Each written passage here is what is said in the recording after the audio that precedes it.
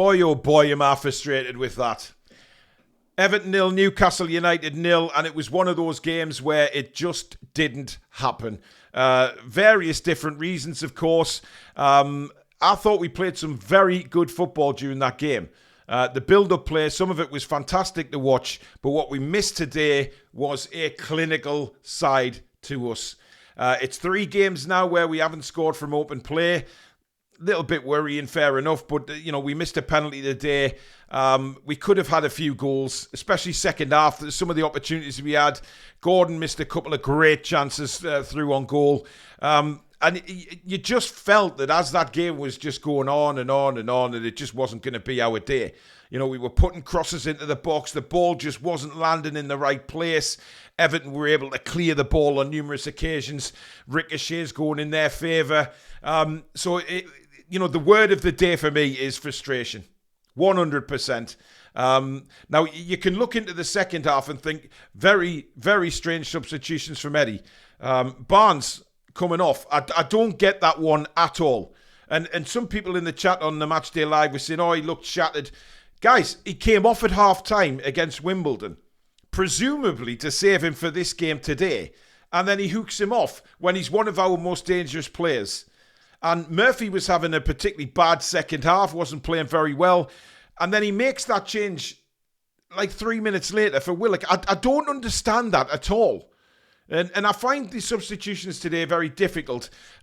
We lost a lot of momentum when those substitutions happened. Yes, we had some great chances after the substitutions, don't get me wrong. But the pace that we attacked at had just gone. Tonali coming off, again, a very strange one for me. He didn't look tired. And, yes, he made a couple of mistakes before he came off. But, the players, you're bound to make a couple of bad passes. But Tonali is the man that can open up everything. And the three of them, Joe Linton, Tonali and Bruno today, for me, ran the midfield. They were dominant today. And, some of the passing coming out from the back was excellent. The build-up play towards Everton's penalty area. But again, we just don't shoot the ball. And look, I know we don't have a striker on the pitch, but that's really no excuse for not shooting the ball. We don't, when we get the ball on the edge of the box, we're always looking for that intricate pass. And we're not looking to fire a shot on goal. You shoot on goal from the edge of the box. It could take a deflection. The goalkeeper could palm it out. And we've got a simple tap in. Those things happen. But we never seem to shoot the ball. And we didn't today. I think there was one from Bruno and that was it. I know Everton, they sat deep and it's very difficult sometimes to get shots away. But just take a pot shot. It's just very annoying when you know that look, Everton are a poor side. A really poor side. They've got a few very, very good players. Obviously, Pickford in goal. I thought the right-back Garner played very well, considering that's not his normal position. McNeil, we kept him out of the game. He's Everton's most dangerous player. And Dye had a good game. Calvert-Lewin made some nice moves as well. But that's all they've got.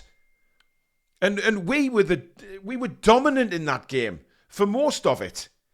And yet we come away with a point when, again, you're thinking, it should have been 3. Asula not used again when really we were crying out for that target man in the middle. What frustrates me is, Tuesday night we had a target man, we don't cross the ball. Yet tonight we're putting crosses in and there's no target man there. It doesn't work. And why sign Asula if we're not going to use him at all? And people will say, he's not Premier League ready yet. Well, why the fuck is he on the bench? Don't put him on the bench if he's not Premier League ready. Give him 10, 15 minutes to get up to the speed of the Premier League, or he's never going to do it. So, look, I'm not complaining today about the standard of football. I thought we were good in most of it that we played. Yes, we could have got lucky. Everton could have got a penalty in the second half. I've just seen it again now on replays. It was never a penalty in a million years. He kicks the back of Burns' leg. Anthony Gordon misses the penalty. Should he have taken it? Very, very high pressure penalty against his old side. When Fabian shares there. But listen, Gordon is our dedicated penalty taker when Isak's not in the team. So Gordon is always going to take that. Not the best of penalties, but listen, if it goes the other way, it's 1-0 Newcastle. We go on to win the game and we say, yeah, that was a really strong performance. But the fact that, again, we've lacked that cutting edge, and I think we lacked a bit of luck today, don't get me wrong. We did lack a bit of luck. Ricochet's not going our way and things like that. But when you haven't got that cutting edge, you're not going to score goals. If you're not going to be ruthless and take shots, you're not going to score goals. And I think that was our major problem today.